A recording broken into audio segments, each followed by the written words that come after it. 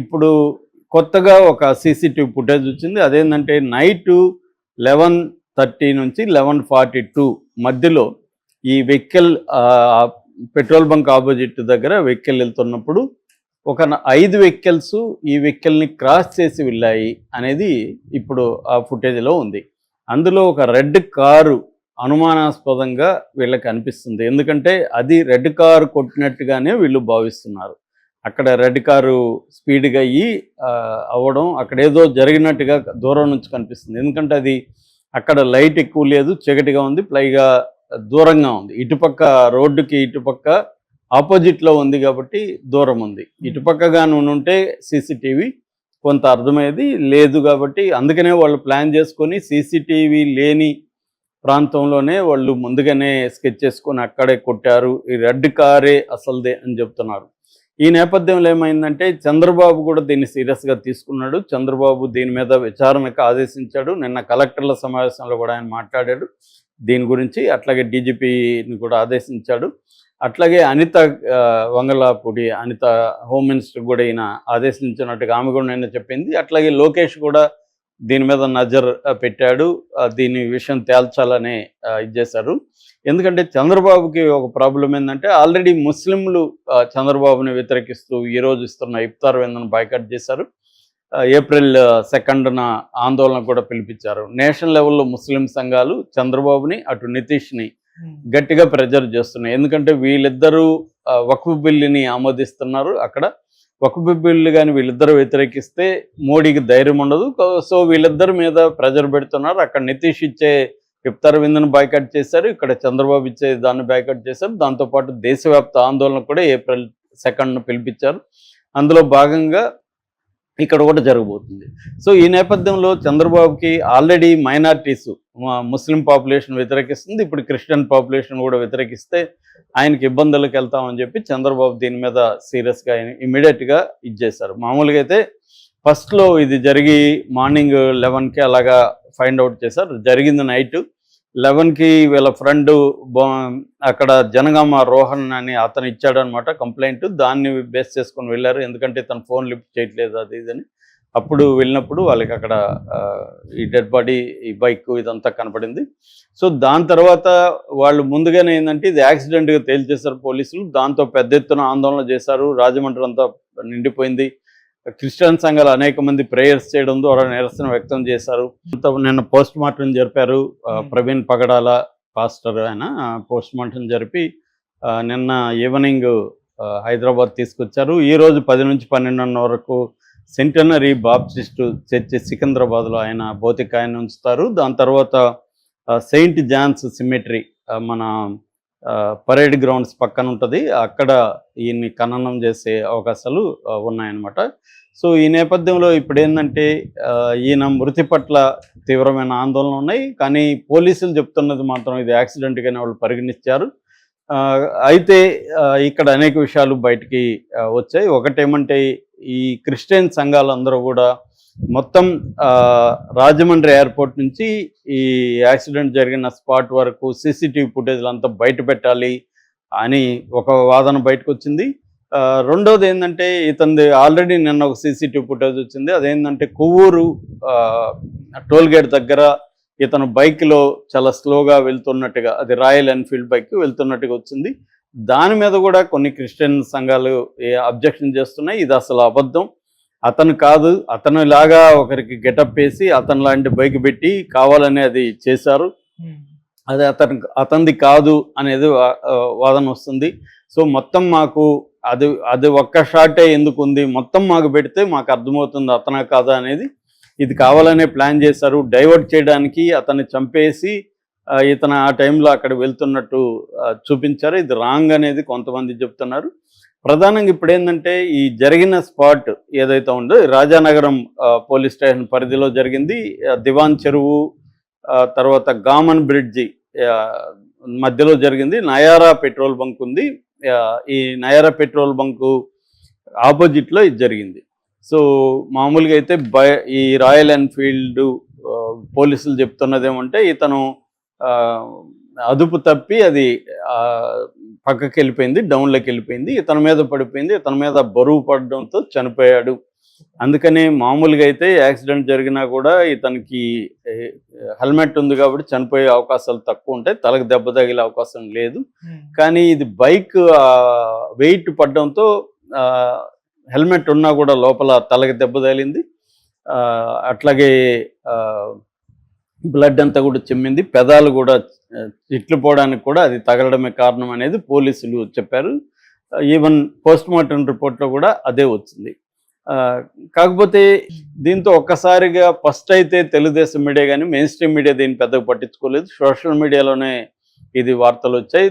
దీంతో ఒక్కసారిగా బాగా వైరల్ అయిపోవడం, ఆయన పాస్టర్ ప్రవీణ్ వీడియోలంతా బయటికి రావడం, ఆయనకు వ్యతిరేకమైన ట్రోల్స్ అంతా ఒక్కసారిగా రావడం, దీంతో ఇది ఒక పెద్ద ఇష్యూగా అయిపోయింది. దీన్ని నేషనల్ వైడ్గా కూడా కొన్ని ఛానల్స్ అవి కవర్ చేయడంతో చంద్రబాబుకి ప్రెజర్ వచ్చింది. అంటే మైనారిటీస్ మనకు దూరం అయ్యే అవకాశం ఉంది, జాగ్రత్తగా లేకపోతే అని చెప్పి చంద్రబాబు దీన్ని విచారణ చేస్తున్నారు. ఇప్పుడు ప్రధానంగా రెడ్ కారు ఎవరిది అనేది ప్రధానంగా తేల్చే పనిలో పడ్డారు. అట్లాగే ఆ 12 నిమిషాల్లోనే ఏం జరిగింది, ఈ 12 నిమిషాలు కీలకం అని చెప్తున్నారు. 11:30 నుంచి 11:42 వరకు నైట్లో.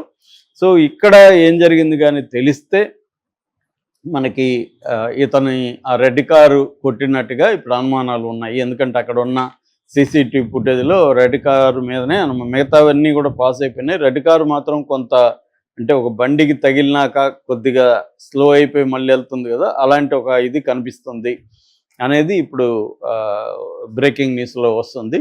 సో దీనివల్ల ఇప్పుడు పోలీసులు కూడా దీని మీద క్లియర్గా రెడ్ కార్ ఎవరిది, మిగతా ఎందుకంటే రెడ్ కార్ని కనిపెట్టడం పెద్ద కష్టం కాదు, రోడ్లో టోల్స్ ఉన్నాయి కాబట్టి టోల్ దగ్గర ఫుటేజ్ ఉంటుంది. ఆ ఫుటేజ్లో రెడ్ కార్లో ఆ టైంలో ఎక్కువ ఏమి ఉండవు కాబట్టి ఎన్ని ఉన్నాయి చూసుకొని ఆ టైం కరెక్ట్గా మ్యాచ్ అయినా ఆ టైం చూసుకొని ఆ నెంబర్ కూడా అక్కడ టోల్లో నమోదై ఉంటుంది కాబట్టి ఆ నెంబర్ ద్వారా కారు ఎవరిది అనేది పట్టుకోవడం, అప్పుడు ఎవరు డ్రైవ్ చేస్తున్నారు, అక్కడ కారు ఏమైనా తగిలిందా ఆ కారుని పరిశీలిస్తే కూడా తెలుస్తుంది. ఎందుకంటే కారు కానీ కొట్టుంటే ఒకవేళ ఇమ్మీడియట్గా వాళ్ళు ఏమన్నా దాన్ని రిపేర్ చేస్తుంటే చెప్పలేం, కానీ ఎంతో కొంత అయితే ఫైండ్ అవుట్ చేసే అవకాశం ఉంది. రిపేర్ చేస్తుంటే కూడా ఎక్కడ రిపేర్ చేస్తుంటారు ఏంటనేది కూడా ఆరా తీసే అవకాశం ఉంది. సో వాళ్ళు ఏమన్నా ఎందుకంటే ఖచ్చితంగా డెంట్ అయ్యిండే అవకాశం ఉంది, ఇబ్బంది అయ్యిండే అవకాశం ఉంది, ఎందుకంటే ఆ వేగంతో కొట్టుంటారు కాబట్టి. సో ఇవన్నీ పరిశీలించి దాని ద్వారా కారు కొట్టిందా లేకపోతే మిగతా 5 వెహికల్స్ ఏవి అవేమన్నా చేస్తే ఇవన్నీ కూడా విచారించడానికి పోలీసులు అయితే బృందాలుగా ఏర్పడి చేస్తున్నారు. దాదాపు 5 బృందాలు రంగంలో దిగే. సో ఇది ప్రధానంగా అనమాట. అంటే ఇప్పుడు ఆ టైంలో వెళ్ళిన ఈ 5 వెహికల్ని ఫస్ట్ ఐడెంటిఫై చేయాలి. అందులో రెడ్ మీద డౌట్ ఉంది, రెడ్ కార్ మీద కాబట్టి రెడ్ కార్ని పర్టికులర్ ఫస్ట్ ప్రయారిటీ రెడ్ కార్కి ఇచ్చి ఆ 12 నిమిషాల్లో ఏం జరిగింది కానీ ఫైండ్ అవుట్ చేయగలిగితే నిజంగా యాక్సిడెంటా లేకపోతే హత్యనా అనేది తేలే అవకాశం ఉంది. మరి ఇది చంద్రబాబు ప్రభుత్వం ఏమాత్రం దీన్ని సీరియస్గా తీసుకొని తేలుస్తుంది అనేది మనం wait and watch. Okay sir, thank you so much. ఇవన్నీ ఆ అమ్మాయి చెప్తుంది. దానికి సంబంధించి ఒక బైక్ కూడా అక్కడ పెట్టారనమాట. పోలీసులు దీనికి సమాధానంలో నిన్న కూడా కేఏ పాల్ కావచ్చు, లేకపోతే మహాసేన్ రాజేష్ కూడా మీడియాతో మాట్లాడాడు. ఆయన తెలుగుదేశంలో అధికార ప్రతినిధిగా ఉంటున్నాడు. సో ఆయన కూడా డిమాండ్ ఏం చేస్తున్నాడు అంటే ఇది హత్య అనేది ఆయన కూడా అంటున్నాడు. మాకైతే హత్య అని నమ్ముతున్నాం అనేది అంటున్నారు. దీనికి కారణం ఏమంటే ఒక నేపథ్యం అయితే ఉంది. హత్య అనే ఎందుకు అనుమానం వస్తుందంటే ఒకటి ఆ బాడీ పడిన పద్ధతి, ఆ యాక్సిడెంట్ జరిగిన పద్ధతి, అక్కడ ఆయన హెల్మెట్ వేసుకున్నా కూడా హెల్మెట్కి చిన్న గీతలు కూడా పడలేదు, తలకు మాత్రం దెబ్బేలా తగిలింది, అట్లాగే పెదాలని కోసినట్టుగా ఉంది. సో ఆ షర్ట్ మీద కూడా ఎవరో షూ ముద్రలు ఉన్నట్టుగా ఉన్నాయి, ఫుట్ ప్రింట్ కనిపిస్తుంది.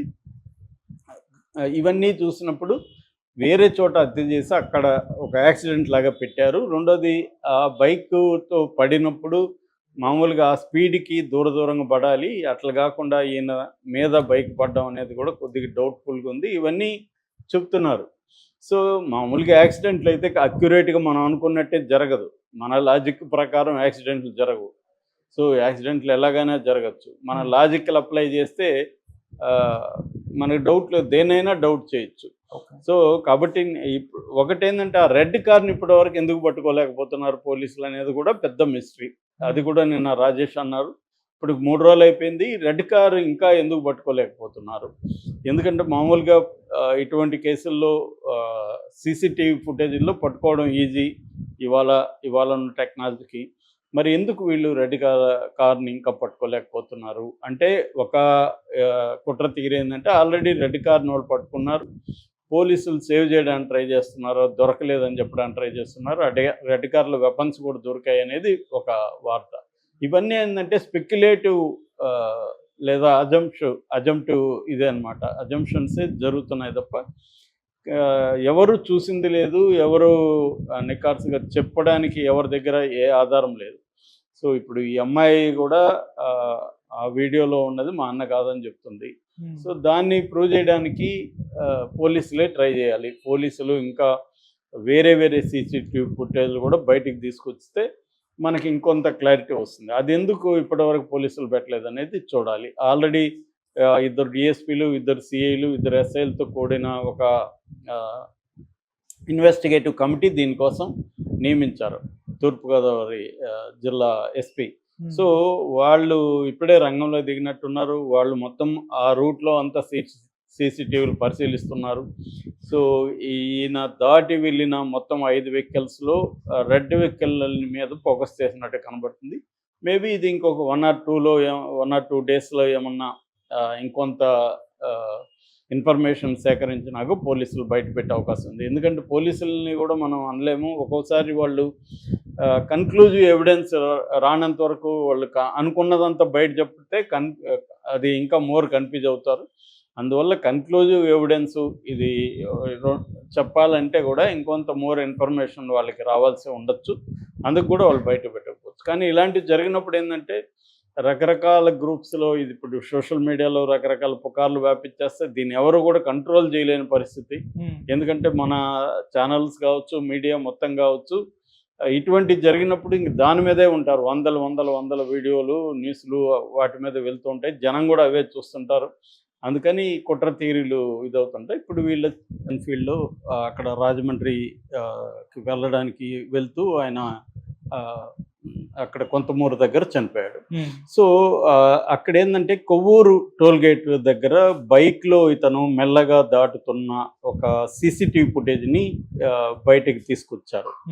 సో, ఈ ఫుటేజ్‌లో అంటే ఆయన కరెక్ట్‌గా 11:30కి అక్కడ 11:30 మినిట్స్‌కి నైటు సోమవారం దాటుతున్నాడు. సో, ఆ తర్వాత 42 మినిట్స్‌కో ఎంతో అంటే ఇది 11:31 అది 42 11 మినిట్స్‌లో అతను యాక్సిడెంట్ అయిందో లేకపోతే ఎవరిని చంపారో మొత్తానికి 11 మినిట్స్‌లో అతని మరణం అనేది జరిగింది అనేది ఇప్పుడు తేలింది. అయితే ఇప్పుడు అంటే ప్రతిదానికి కాన్స్పిరసీ థియరీలు అంటారు.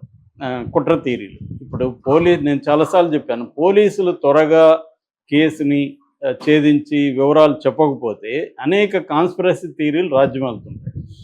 ఇప్పుడు మనకు మంగళవారం పోలీసులు దీన్ని బాడీని చూడడం ఇవన్నీ జరిగితే మంగళవారం అయిపోయింది, బుధవారం, శుక్రవారం, ఈరోజు శనివారం. సో, 4వ రోజు. ఇప్పటికి కూడా వాళ్ళు దీన్ని ఒక కన్క్లూజివ్‌గా అంటే కనీసం పోస్ట్‌మార్టం రిపోర్ట్ బయటకు తీసుకురాలేదు. కనీసం విజయవాడ నుంచి ఇక్కడ కొవ్వూరు వరకు ఉన్న మధ్యలో ఉన్న టోల్ విజువల్స్ కానీ అంటే ఇతను మధ్యలో ఎక్కడ ఏ టైంకి వస్తున్నాడు అవేవి కూడా ఇప్పటివరకు బయట పెట్టలేదు. బయట పెట్టమని అందరూ డిమాండ్ చేస్తున్నారు. నిన్న మహాసేన్ రాజేష్ కూడా ఏం డిమాండ్ చేశాడంటే పోస్ట్‌మార్టం రిపోర్ట్ బయట పెట్టాలి, తర్వాత ఈ ఫుటేజ్ బయట పెట్టాలని. ఇప్పటివరకు పోలీసులు బయట పెట్టట్లేదు. అందుకని ఏంటంటే రకరకాల కుట్ర థియరీలు బయటకు వస్తున్నాయి. ఇప్పుడు వాళ్ళ సొంత చెల్లెలు ఆమె చాలా ఛానల్స్తో ఇంటర్వ్యూలు ఇస్తుంది, మాట్లాడుతుంది, వాళ్ళ అన్న గురించి వివిధ విషయాలు చెప్తుంది.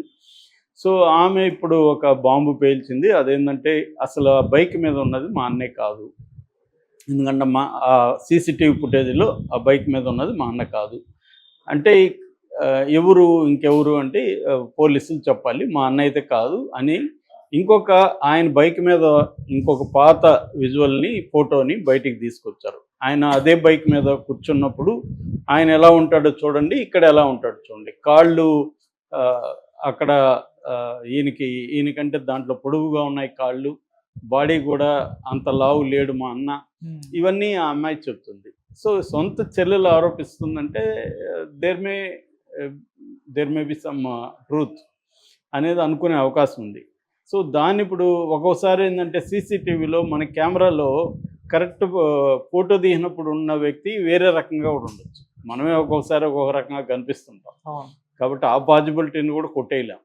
సో, కాబట్టి సీసీటీవీలో కరెక్ట్‌గా మెజర్‌మెంట్స్ ఉన్న బాడీ కనబడదు. మనకు ఒక్కొక్కసారి ఒక్కొక్క అద్దంలో ఒక్కొక్కసారి మనం కూడా కనిపిస్తుంటాం. అందుకని ఏమంటే ఆ బైక్ అయితే అతనిదే అనేది అందరికి అర్థమవుతుంది. ఇప్పుడు ఇక్కడ కుట్ర థియరీ ఏముంది అంటే తనని ముందుగానే కొవ్వూరు టోల్ గేట్‌కి ముందే చంపేశారు. చంపేసి ఒక ప్లాన్ చేసి యాక్సిడెంట్‌కి పలానా ఏరియాలో యాక్సిడెంట్ చేసినట్టుగా అక్కడ పెట్టారు. బైక్‌లో వేరే వ్యక్తి అలాగే వెళ్ళి అక్కడ క్రాస్ చేశాడు బైక్‌లో అని చూపియడానికి ఇది డ్రామా చేశారనేది ఒక వెర్షన్. అంటే ఇప్పుడు ఏదన్నా పాజిబుల్, ఎనీ థియరీ పాజిబులా కాదా అంటే పాజిబులే ఇక్కడ. కానీ అది నిజమా కాదా తేల్చాల్సింది పోలీసులు.